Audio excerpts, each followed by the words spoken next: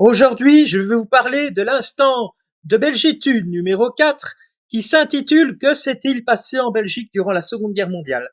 Alors, tout d'abord, avant de commencer, je vais vous parler de deux choses que j'aimerais vous faire savoir. C'est que je vais d'abord vous prouver dans cette émission que contrairement à ce que les gauchistes, qui ont malheureusement beaucoup trop la parole, nous expliquent, je démontrerai que, par exemple, que non, le roi Léopold III n'est pas le maréchal Pétain belge, comme les gauchistes nous l'expliquent. Évidemment, critiquer le roi de Belgique est évidemment entendable, comme tout le monde le sait, personne n'est parfait, il fait des erreurs, mais le critiquer de façon aussi dégueulasse et de la sorte en utilisant quasiment toujours la loi Godwin est inacceptable, bordel. C'est le symbole de la Belgique, le roi de Belgique, et les gauchistes aiment dans leur processus de déconstruction et d'assassinat de notre patrie et de la civilisation occidentale tout entière, et les gauchistes utilisent tous les moyens à leur disposition pour détruire celle-ci en saccageant nos monuments, nos symboles, notre passé et notre âme. Dans un deuxième temps, je vais vous démontrer que contrairement en fait au récit gauchiste, non, la résistance n'était pas que la gauche, très loin de là. Et la collaboration n'était pas que la droite, mes chers gauchistes. J'en ai absolument rien à foutre de ce que vous pouvez penser. Tout ce que je veux est l'exactitude historique, rien de plus. En dehors de ça, je vais essayer de vous retracer comme je le peux avec les informations que j'ai en tout cas pu récolter, et de manière la plus exacte que possible le déroulement des événements avec les différents acteurs qui ont pu marquer notamment le conflit et l'occupation qui s'en est suivie, et par la suite de la libération de la Belgique, de ma patrie. C'est une histoire méconnue de la Seconde Guerre mondiale. En tout cas, je vous remercie pour votre compréhension. Parlons d'abord de l'invasion de la Belgique. Celle-ci a eu lieu le 10 mai 1940. La Belgique, après 18 jours de combats acharnés, avait perdu la guerre. Mais pour autant, elle avait les moyens de pouvoir la gagner avec une force militaire la plus grande de son histoire.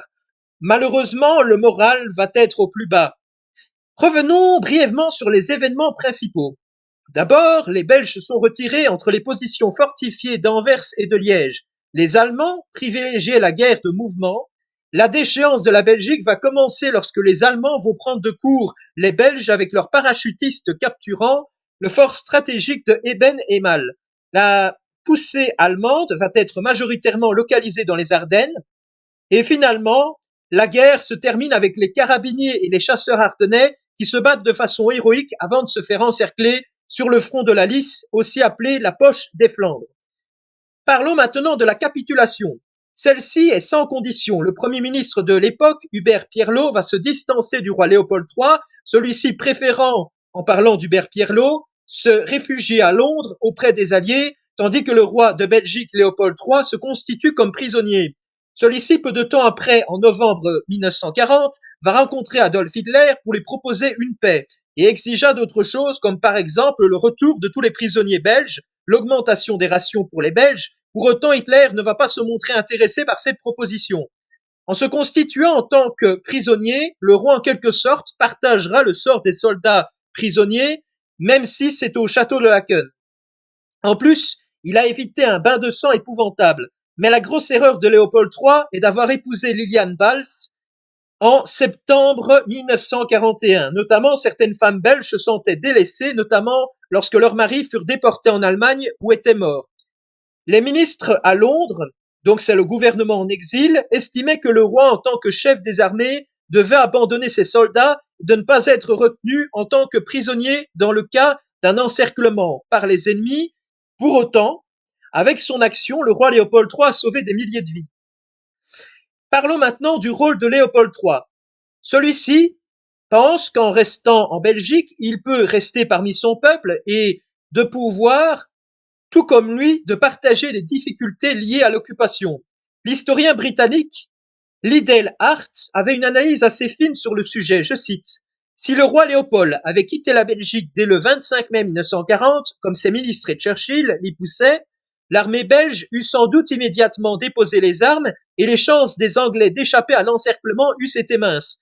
On peut donc soutenir raisonnablement que l'armée anglaise a été sauvée par le roi Léopold, qui devait être par la suite si sévèrement jugé en Angleterre comme en France.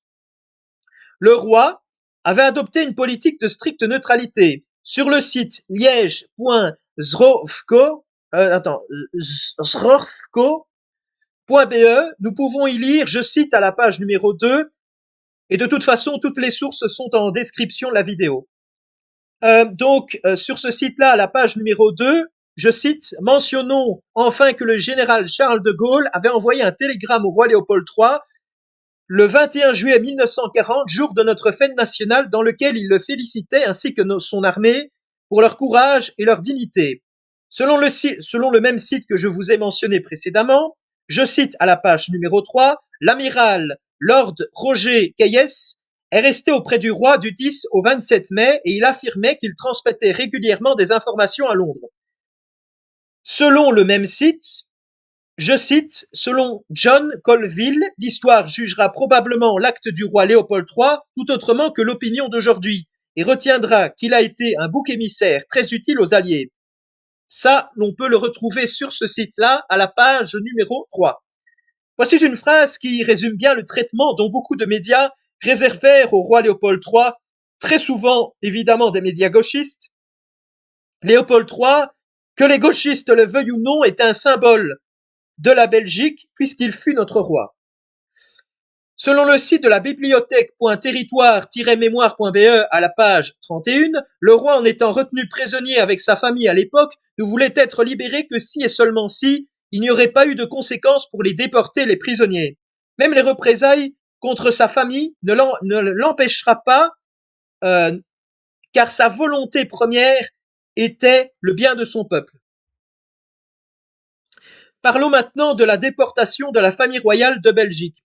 Le roi Léopold III et sa famille ont été déportés par les nazis en Allemagne puis en Autriche, car les nazis avaient une très mauvaise opinion de la famille royale belge, car quelques années plus tôt, en 1942, plus précisément le 17 décembre, le roi s'était opposé au travail obligatoire en Allemagne, ce qui n'avait pas du tout plu à Hitler, qui l'a menacé de le déporter si cela se reproduisait à l'avenir. Fort heureusement, les Américains sont venus à leur rescousse à la fin de la guerre. Parlons maintenant de la résistance belge de droite. Lorsque nous pensons à la résistance belge, nous pensons directement au cardinal Van Rooij. C'est en effet lorsque le roi fut avec sa famille déporté en Allemagne, puis en Autriche, qu'il se considéra comme l'adversaire le plus dangereux de l'occupant. Il s'opposait aussi aux occupants allemands car il risquait de s'emparer des œuvres et des institutions profanes du monde catholique et il était absolument outré de l'attitude de Rex qui voulait seulement autoriser le libre exercice du culte et de la prédication. En 1940, la belgiciste Légion belge, celle-ci était destinée à protéger le roi, combattre les rexistes, les collabos nationalistes flamands et les communistes. Celle-ci va plus tard, en 1941, rejoindre les efforts des alliés anglo-saxons, mais c'est un mouvement clairement fasciste. Pourtant, ceux-ci ne voulaient pas que la Belgique soit un État satellite du Troisième Reich. En 1936, ils étaient 15 000 avant la guerre, 5 000 et 500 durant l'occupation.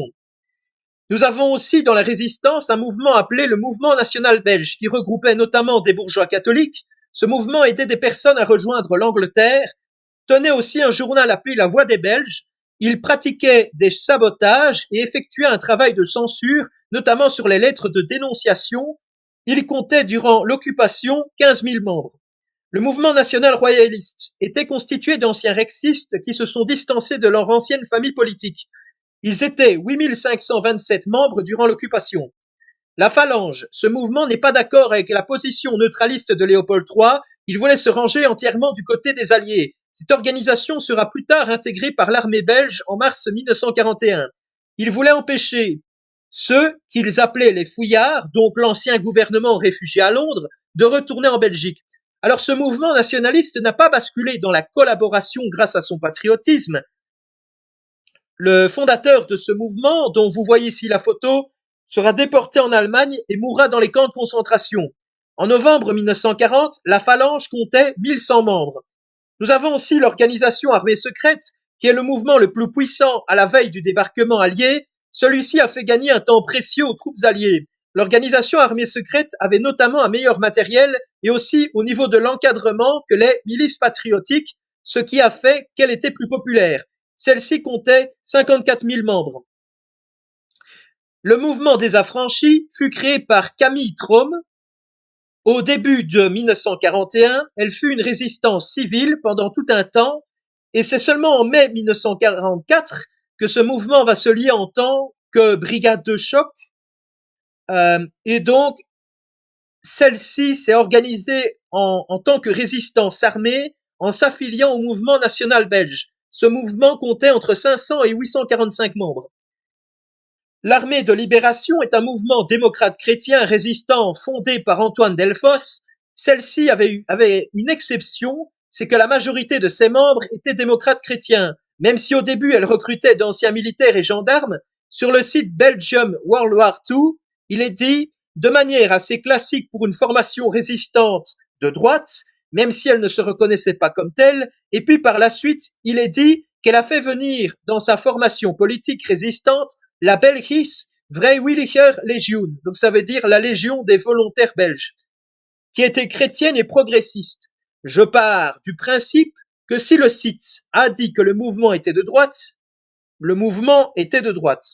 Cette formation résistante était de droite car elle s'était alliée à l'armée secrète qui est de droite elle aussi. Cette formation donnera le parti d'Union démocratique belge, notamment peu de temps après la guerre, mais qui disparaîtra peu de temps après. Dans cette organisation résistante, il y avait un de ses membres qui fut Émile Boufflette, qui a aidé les réfractaires et les juifs, mais malheureusement il fut envoyé dans un camp de concentration, et cet Émile Boufflette était un abbé. Ce mouvement comptait 7200 membres. La Brigade Blanche fut une organisation résistante qui était composée en majorité de policiers. Le mouvement fut créé en 1940 mais gagna en importance en 1941. Comme le stipule la bibliothèque Andana, je cite, c'est le seul mouvement de résistance armée qui avait une dimension nationale qui a été créé en Flandre. Fondée par Marcel Louetz, elle se différencie des autres groupes de résistance dans sa spécialisation dans la propagande anti-allemande du fichage des collabos. Mais aussi, la Brigade Blanche fut nommée ainsi en opposition à la Brigade Noire, qui était composée de SS et qui avait pour rôle la propagande du VNV. Cette organisation comptait 3750 membres. L100 fut un groupe de résistants. Celui-ci comptait 307 membres. Il fut fondé par Henri Javot, qui était un ancien soldat de la Première Guerre mondiale, devenu officier donc de droite. Je dis donc de droite parce que tout simplement, évidemment, tous les gens qui étaient à l'armée, notamment durant les guerres, et avec toute la conscription, lorsqu'on est soldat, on n'est pas forcément de droite. Mais si on monte dans les rangs, ça veut dire qu'on est de droite. Quand je dis monter dans les rangs, ça veut dire en grade. Plus on monte en grade, plus on devient de droite en quelque sorte. Et donc, il est devenu officier et notamment, il avait participé à la Première Guerre mondiale et il avait reçu la Légion d'honneur. Ce groupe de résistance était spécialisé dans le sabotage ferroviaire. Puis nous avons la Kempische Legion ou Légion campinoise. La Campine est une région belge. Celle-ci fut fondée en 1942 par l'adjudant Omer Bonbon. Et je parle pas de la bière parce qu'il y a aussi une bière en Belgique qui s'appelle Omer Bobon. En décembre 1942, celle-ci comptait 4200 membres. Cette association collectait des informations. Elle aidait aussi les prisonniers, elle transportait des armes et elle cachait les pilotes tombés au combat. Nous avons aussi l'organisation militaire belge de résistance qui fait un mouvement de résistance. Celui-ci comptait 3112 membres. On n'a pas plus d'informations à leur sujet. Insoumis fut un mouvement de résistance. Contrairement à ce que l'on pourrait penser, il est de droite, même si des gauchistes en France ont repris le même nom pour leur parti, car dans les membres les plus importants, donc notamment le fondateur du journal, car oui, avant d'être un mouvement de résistance, celui-ci fut un journal créé par Georges Nemeguer, qui fut un commandant, mais aussi Pierre Briers, qui fut commandant national en juin 1944. Le mouvement comptait 7000 membres. Nous avons aussi le groupe G, qui était lié à l'Université libre de Bruxelles. Les gens vont me dire, oui, mais l'Université libre de Bruxelles a été créée par un franc-maçon en opposition à l'Université catholique de Louvain. Mais non, mais là, c'est pas du tout la même chose. Ça ne veut pas dire que des gens dans cette université ont pu être liés à ce groupe de résistance qui sont forcément francs-maçons, voilà, ou forcément de gauche. Cela ne veut absolument rien dire. Il y a notamment des membres de l'université qui ont fait partie de ce mouvement de résistance. et celle-ci a une forme d'élitisme. C'est pour ça que je dis que les membres de cette organisation sont de droite, parce que même si l'université était constituée majoritairement de libéraux et de socialistes, et par rapport à aujourd'hui, déjà, il serait vu de droite, et l'élitisme est une valeur de droite en opposition à l'égalitarisme gauchiste. C'est en 1942, avec le parachutage d'un certain André Wendelin, que les Britanniques lui ont demandé de créer un réseau de sabotage en Belgique.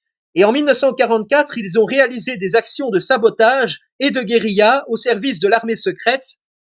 Entre mars et septembre 1944, près de 20% de ses membres vont se faire réprimer par la Gestapo, et cette organisation comptait environ 4000 membres. Nous avons aussi le groupe NOLA qui comptait 239 membres. Il fut fondé par le capitaine Durieux. Ce groupe se spécialisait dans les opérations de contre-sabotage. Le capitaine a notamment aidé les évadés à rejoindre les zones libres contrôlées par les Alliés. Le service D comptait 1427 membres et il fut fondé en juillet 1940 par Joseph José. Ce groupe se spécialisa dans la subtilisation des lettres de dénonciation, mais aussi d'avertir les personnes concernées et de savoir qui a dénoncé. Maintenant, passons à la résistance belge de gauche. Nous avons tout d'abord le Front de l'indépendance. C'est le mouvement le plus étoffé, mais à la libération, on va commencer à voir ses faiblesses. Celui-ci a été créé par le Parti communiste de Belgique peu de temps avant l'opération Barbarossa, mais il va commencer à prendre de l'ampleur à ce moment-là, rallié par des penseurs libéraux. Il a créé donc des comités d'aide aux réfractaires du travail obligatoire et c'est aussi un mouvement de propagande. C'est grâce au comité de lutte syndicale que par la suite, il y aura des arrêts de travail et des sabotages contre l'occupant, notamment au niveau des usines de production à destination de l'Allemagne.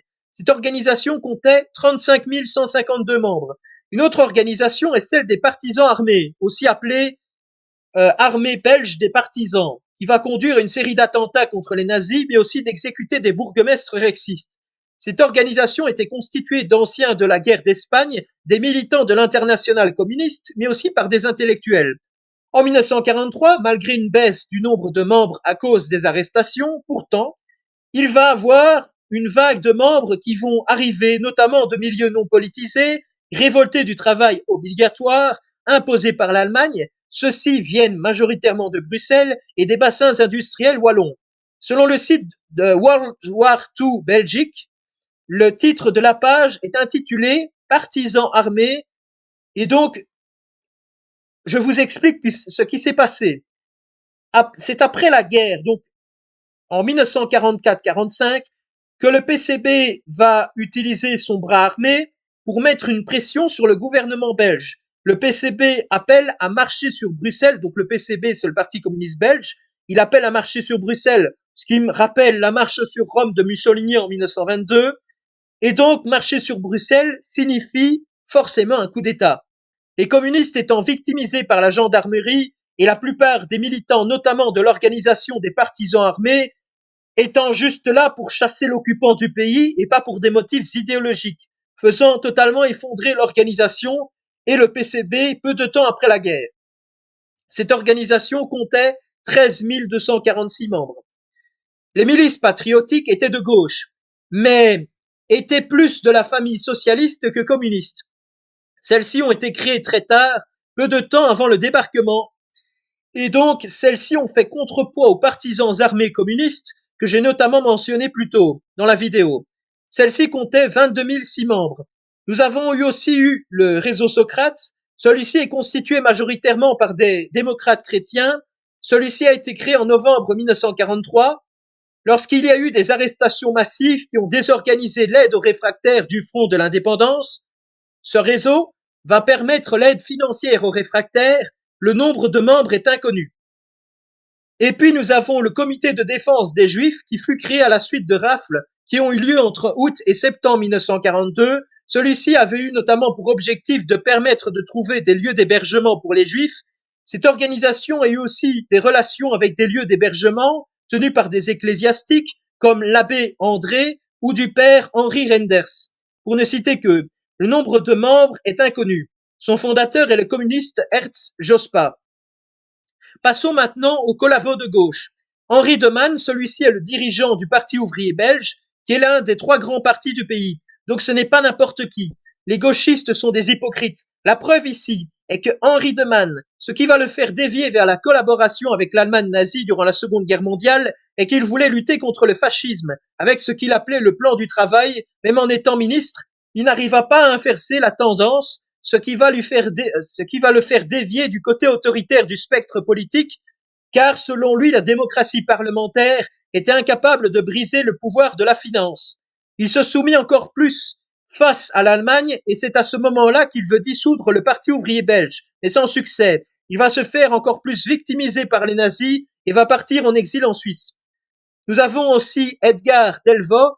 Avant d'être membre du POB, il passe du côté du VNV en juillet 1940.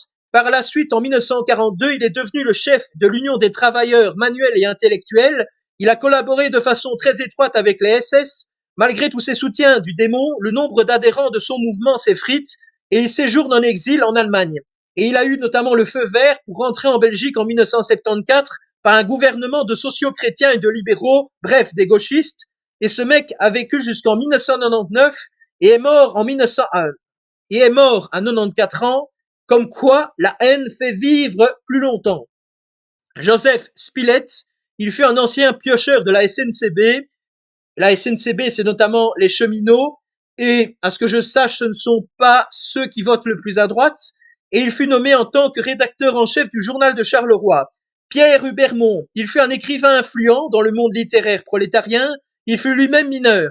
Il devient rédacteur du Nouveau Journal et président de la communauté culturelle wallonne, et notamment il possède aussi une revue appelée Wallonie. Plus tard, en 1941, il prendra la tête d'un journal soutenu par l'Allemagne, la Legia. Il est libéré en 1950, de nouveau sous un gouvernement de gauche, le Parti social-chrétien. Nous avons Julien Velu, mais en fait ici, d'après mes recherches, d'un côté nous avons le blog Institut d'Estrée qui explique qu'il aurait été rexiste, notamment un article qui a été écrit par un historien belge du nom de Paul Delforge, et puis nous avons sur le site de Nation, qui est un mouvement politique de droite républicaine belge, qui nous explique, je cite, 1933-1942-43. Il y a une claire et historique collaboration des pères du Parti socialiste belge avec le régime nazi-allemand, Henri de Man, Edgar Delvaux, Alphonse de Bougne, Roger de Maure, Julien Velu, Pierre Hubermont, Georges Scaillet, etc. D'après le site Nation, il aurait été socialiste parmi d'autres personnes. J'ai cherché des informations à son sujet sur Internet, mais je n'ai rien trouvé, ou quasiment rien. De même, pour les noms suivants, Alphonse de Bougne, il aurait été, d'après Wikipédia, l'un des fondateurs de l'organisation Les Amis du Grand Reich. Concernant Roger de Maure, aucune information à son sujet, à part qu'il aurait été à la tête des cercles wallons de l'organisation des Amis du Grand Reich, allemand. D'après Wikipédia, notamment pour Georges Scaillet, en dehors de Wikipédia, qui mentionne qu'il aurait été le dirigeant de l'organisation Les Amis du Grand Reich, aucune autre information à son sujet.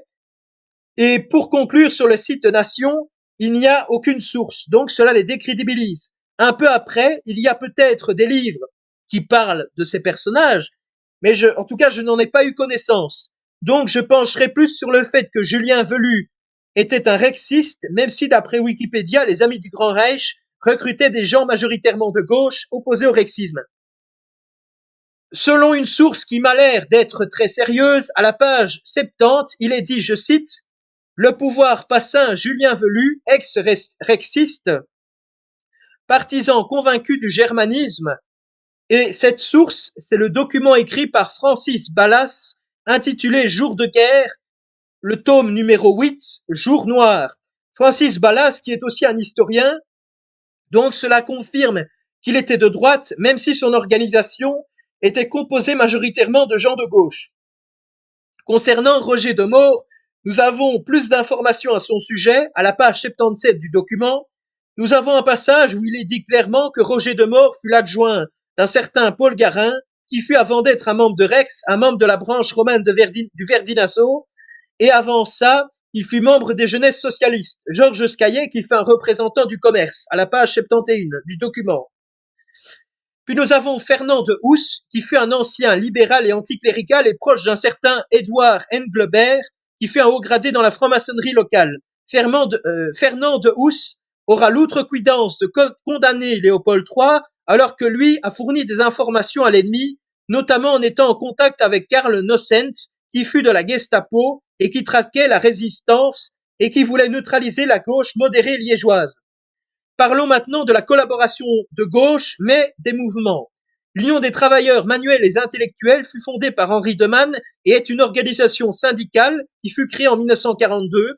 Et l'organisation devient, en 1942, de plus en plus nazie. Elle encadre le travail obligatoire en Allemagne, mais elle n'a pas eu tellement d'influence, même si elle regroupait 250 000 travailleurs. Les Amis du Grand Reich allemand fut une organisation fondée le 13 mars 1941 et possédait des journaux. Elle rassemblait 80% des prolétaires, donc majoritairement de gauche. Elle était constituée d'anciens rexistes et de socialistes. En 1943, elle comptait 1500 membres. Parlons maintenant des collabos de droite de Léon Degrelle. Alors, le projet de Léon Degrelle, en tout cas, si vous ne savez pas qui est Léon Degrelle, je vous en avais déjà parlé dans le numéro 1 de l'instant de Belgitude. Et donc, Léon Degrelle, à partir de son discours du 17 janvier 1943, Degrelle va aller encore plus loin dans la collaboration en expliquant avec une réécriture de l'histoire malhonnête et fallacieuse que la Wallonie aurait selon lui toujours été germanique et que donc celle-ci devait être intégrée dans le Reich, et donc Degrelle a vendu son âme au diable en détruisant purement et simplement l'idée de Belgique.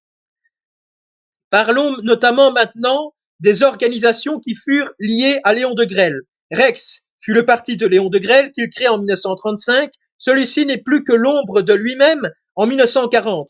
Mais ce parti espère tirer profit de cette invasion pour gagner en importance au sein de l'Ordre Nouveau. La Légion Wallonie fut une force armée composée de volontaires recrutés par le parti Rex pour combattre aux côtés des Allemands sur le front de l'Est. Avec celle-ci, Degrelle gagne de l'importance par rapport aux yeux des dirigeants nazis, notamment au niveau de la collaboration militaire. La Légion Wallonie comptait entre 7 000 et 8 000 membres. Nous avons eu aussi la formation de combat. Celle-ci comptait 4 000 membres. Celle-ci fut envoyée sur le front de l'Est et rejoindra les bandes armées à la fin de l'occupation. Nous avons comme autres collabos notamment Staff de Klerk et Hendrik Elias. Alors, Staff de Klerk est celui qui a créé le Vlaams National Verbond. Je vous en avais parlé précédemment, le VNV. Il a fondé ce parti en 1933. L'objectif principal de son organisation est la création d'un pays Tiwa, qui est la fusion entre la Flandre et les Pays-Bas. Après sa mort le 22 octobre 1942, son organisation sera tiraillée entre les partisans d'un pays Tiwa et de la Grande Allemagne. Son successeur sera Hendrik Elias. Il ne sera plus dans le pangermanisme, mais continuera de collaborer activement avec l'ennemi. Il sera condamné à mort, mais il sera gracié en 1951 par un gouvernement gauchiste, mais il sera condamné à la prison à perpétuité, finalement. Il est l'un des fondateurs de la Volksunie, qui est l'ancêtre de la NVA. Le VNV comptait 25 000 membres. Puis parlons maintenant du Verdinazo. Celui-ci fut créé par Joris van Severen en 1931. Il avait les mêmes objectifs que le VNV. Cette formation politique au départ fut anti-belge, ne voulant pas participer aux élections, et puis par la suite, l'organisation s'est dotée d'une milice, même si l'association affiche des positions royalistes et neutralistes au départ. Joris van Severen sera arrêté et exécuté en France en 1940. Par la suite, le mouvement va imploser et la plupart de ses membres vont rejoindre des associations collaborationnistes, à part certains membres qui vont rejoindre la résistance royaliste. Celui-ci comptait 10 000 adhérents. Maintenant, parlons de De Vlag. De Vlag, qui veut dire en flamand le drapeau. Celle-ci fut créée en 1935 par Jeff Van de Wiel. Elle est pour la collaboration culturelle avec l'Allemagne. Elle a une revue qui se nomme De Vlag. Et cette association est concurrente du VNV. Celle-ci arrêta ses activités en 1939 et certains membres allemands issus de l'association vont, durant l'occupation, occuper des postes importants. Elle fait partie intégrante de la SS allemande. L'Allemagne voulait faire de la Flandre un Gau, une division administrative nazie. Et elle utilisait notamment cette organisation pour arriver à ses fins. Jeff Van de Wiel va être gracié en 1963 par un gouvernement de gauche. Celui-ci comptait 50 000 membres en 1943. Alors parlons maintenant du Parti communiste belge. On dit toujours que le silence est une opinion, et le Parti communiste belge en est un parfait exemple. Entre le 23 août 1939, avec la signature du pacte Molotov-Ribbentrop, et le 22 juin 1941, avec la déclaration de guerre contre l'Union soviétique par l'Allemagne partout en Europe, les partis communistes sont restés attentifs aux ordres de Moscou, comme ce fut le cas en Belgique. Il y eut une cohabitation pacifique entre communistes et fascistes. Même avant la guerre, le Parti communiste belge ne critiquait plus le nazisme, mais évidemment, quand l'opération Barbarossa eut lieu, comme tout gauchiste le fait, le PCB a retourné sa veste et est entré en résistance. Le Parti communiste éprouve une clémence envers les petits collabos après la guerre, selon eux, victimes d'une justice trop sévère. Ça me fait penser aux gauchistes d'aujourd'hui. Les petits collabos me faisant penser aux racailles, extra-européennes aujourd'hui, qui préparent le terrain pour les grands collabos, qui sont les lobbies islamistes aujourd'hui et autres lobbies du tiers-monde qui sont en train de nous envahir. En tout genre, tous ces lobbies en tout genre qui vont détruire l'Occident et le monde blanc aujourd'hui. Parlons maintenant du gouvernement belge en exil à Londres. C'est un gouvernement national composé des trois grands partis de Belgique, le Parti ouvrier belge, le Parti libéral et catholique. Il y a eu 18 ministres, qui fait un chiffre inédit à l'époque. Ce gouvernement en exil obtient des pouvoirs extraordinaires de la part du Parlement. C'est le 28 mai 1940 que ce gouvernement considère que le roi est en impossibilité de régner et donc qu'il aurait, d'après leur dire, failli à ses devoirs constitutionnels, et donc ils invoquent l'article 82 de la Constitution belge, donnant plus de pouvoirs exécutifs au gouvernement. Et cet article, je vais y arriver, et cet article 82 enlevait par conséquent la capitulation politique de l'armée belge. Parlons maintenant des horreurs de l'occupation allemande. Il y eut près de 40 500 prisonniers politiques durant l'occupation de la Belgique et qui n'ont jamais quitté celle-ci. 16 000 prisonniers politiques ont été déportés dans les camps de concentration allemands. Entre 1942 et 1943, près de 25 490 juifs et 353 roms ont été déportés de la caserne d'Aussin à Auschwitz-Birkenau. Le fort de Bredonk fut un fort où 3600 personnes furent enfermées entre 1940 et 1944. Les détenus ont été torturés, privés de nourriture, etc., tout comme dans tous les camps de concentration. Selon l'historien Raoul Hilberg, il y aurait eu 24 000 juifs qui furent tués en Belgique, tandis que selon l'encyclopédie des Holocaust, 28 900 juifs furent tués en Belgique, et donc en Belgique, il y aurait eu 27% de la population juive qui fut exterminée. La population juive en Belgique à l'époque était de 90 000 personnes en 1939. La répression nazie commença à s'intensifier vers la seconde moitié de l'année 1942, quand l'Allemagne imposa le travail obligatoire en Allemagne, mais aussi les défaites militaires et une augmentation significative de la résistance armée. Parlons maintenant des conséquences de la guerre. Au niveau de la résistance, la position des bourgeois après la guerre est renforcée malgré des concessions au niveau social et linguistique. Les mouvements comme la Légion belge et le mouvement national royaliste vont assouplir leur programme politique et vont s'allier à la droite conservatrice et aussi à l'armée secrète, tout en n'ayant pas subi beaucoup de pertes durant la guerre et en ressortant de la guerre avec une certaine respectabilité. Après la guerre, le Parti communiste belge aura un succès électoral en 1946, mais finira pourtant par s'écrouler en 1949. Quelles sont maintenant les autres conséquences de la guerre? Le retour du roi ne va pas se faire directement. C'est à ce moment-là qu'il y aura la question royale, qui va durer de 1945 à 1951, qui va déboucher sur un référendum national. Les gauchistes qui vont, comme à leur habitude, mettre de l'huile sur le feu, faisant presque basculer la Belgique dans la guerre civile. Pendant la période de la libération jusqu'en 1951, c'est le régent qui gouverne.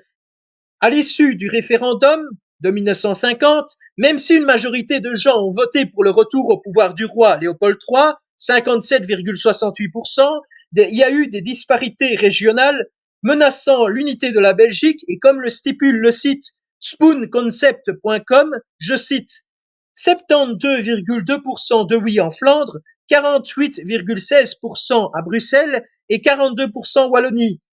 Et j'aimerais faire aussi un commentaire ici, c'est qu'il est intéressant de noter qu'aujourd'hui, alors que la Wallonie a tendance à être plus royaliste que la Flandre, parce que la Flandre a tendance à être plus républicaine, à l'époque, c'était la Flandre qui avait tendance à être plus royaliste. Et donc le gouvernement à cette époque-là avait permis au roi de rentrer en Belgique, et c'est là, en 1950, que des manifestations violentes ont éclaté, et en plus de cela, la mort de manifestants a entraîné une grève générale, et de nouveau, les gauchistes veulent, en 1940, comme en 1944, faire une marche pas seulement sur Bruxelles, mais sur le Palais Royal. Bref, ce sont des abrutis qui ne vont absolument jamais changer. Par la suite, le roi Léopold III, très stratégique, renonce à son trône en faveur de son fils, le roi Baudouin, qui régnera à partir du 17 juillet 1951. Il y a eu aussi d'autres conséquences, notamment sociales. Il y a eu la création de la sécurité sociale qui va être mise en place. C'est en 1948 qu'en Belgique, le droit de vote est accordé aux femmes. Cette loi est à l'initiative surtout des efforts du Parti catholique, car le Parti libéral, de même que le Parti ouvrier belge, le Parti socialiste, s'opposait au droit de vote des femmes, car ils considéraient qu'elles voteraient comme leur curé leur disait. Concernant aujourd'hui, ces sales hypocrites de gauchistes sont contents que la majorité des femmes votent pour eux. Ils ne s'opposent évidemment plus au droit de vote des femmes, puisqu'elles votent majoritairement pour eux. Bref, ce sont des hypocrites. Parlons maintenant du nombre de résistants. La Légion belge. Alors évidemment, tous ceux que je vais vous lister maintenant, ce seront des résistants de droite.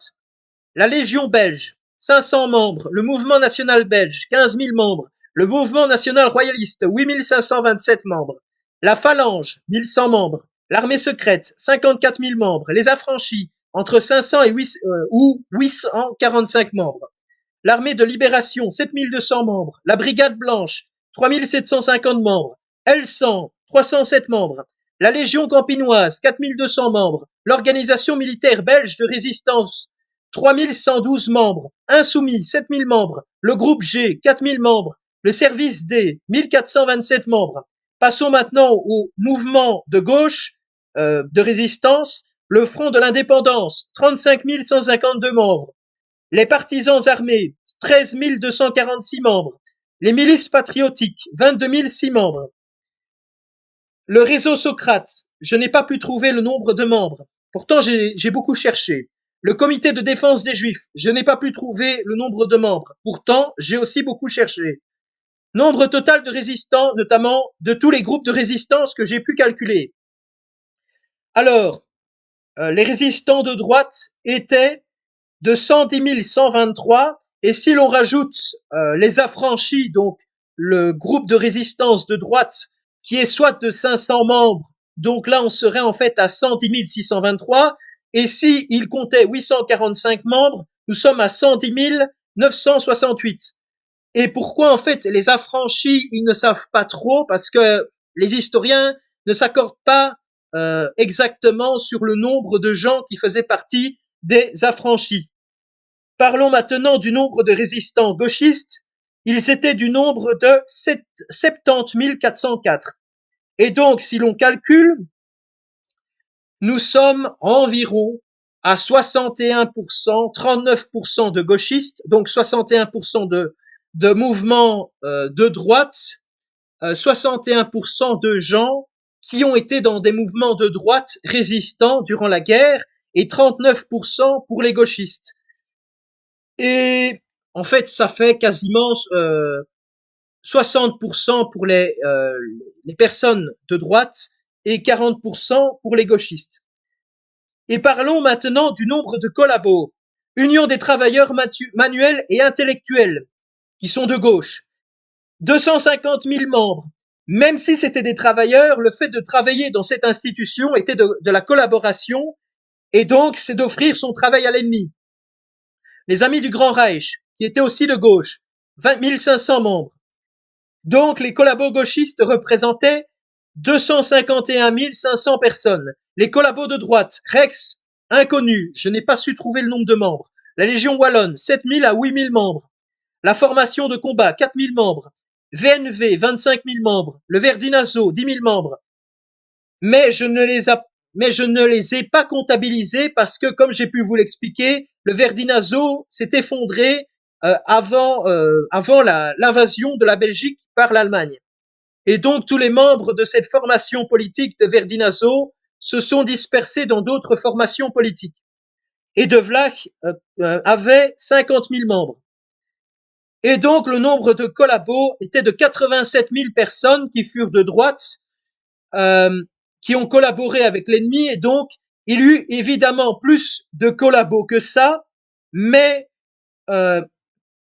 notamment de tous les groupes de collaboration que j'ai pu calculer, parce que je suppose qu'il y a dû en avoir plus de groupes de collaboration, mais j'ai vraiment beaucoup cherché.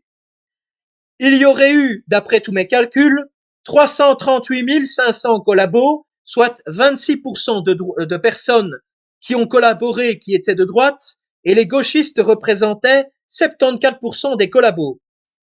Et quelles sont les leçons que nous pouvons tirer de cet instant de belgitude? Et donc, j'ai fait cet instant de belgitude aussi pour vous prouver qu'il n'y a pas que les gentils et les méchants, les choses sont toujours dans le gris. Quand des gauchistes vous expliquent qu'ils ont été dans la résistance et que la droite c'est la collaboration, c'est faux. Quand les gauchistes vous traitent de fascistes ou de nazis, dites-leur, au lieu de jouer à ce jeu de con, arrêtez d'appeler à l'amalgame, car ce sont les premiers qui disent ça qui ne le font pas. Par contre, quand ce sont leurs protégés extra-européens, là le discours change. Ce qui m'inquiète le plus, c'est qu'aujourd'hui, que les gauchistes, peu importe dans quel pays de l'Occident ils se situent, ils se comportent exactement de la même manière avec les extra-européens, qui malheureusement sont de plus en plus nombreux en Belgique qu'avec l'occupant allemand il y a 80 ans. Et ce fut le cas notamment partout en Europe. Et la conclusion finale, c'est que à tous les soldats, résistants et victimes qui sont tombés face à la tyrannie nazie, qu'ils reposent en paix et que Dieu les bénisse et que Dieu les garde. Vive la Belgique, vive Dieu et vive le roi, et que Dieu nous vienne en aide, ainsi, dans les temps troublés que nous vivons aujourd'hui, et surtout n'oublions jamais que l'union fait la force. Merci pour votre compréhension et surtout que Dieu vous bénisse et que Dieu vous garde.